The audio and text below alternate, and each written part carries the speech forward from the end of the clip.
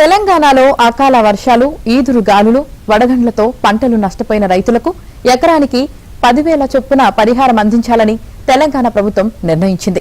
పంటల బీమాకు సంబంధించి కేంద్ర పథకం ఫసల్ బీమా యోజన తెలంగాణలో ఇంకా అమల్లోకి రాలేదు.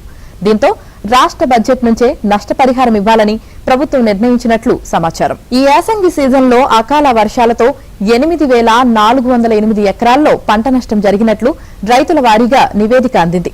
అయితే ఈ నెల 3వ తేదీ నుంచి 9వ తేదీ వరకు రాష్ట్ర వ్యాప్తంగా కురిసిన అకాల వర్షాలు, వడగండ్ల వానలకు మరింత పంట నష్టం చోటు చేసుకుంది. 14,956 ఎకరాల్లో పంట నష్టం జరిగినట్లు ప్రాథమిక సమాచారం రాగా, రైతుల వారీగా సర్వే చేయాలని వ్యవసాయ శాఖ అధికారులకు మంత్రి తుమ్మల నాగేశ్వరరావు ఆదేశించారు.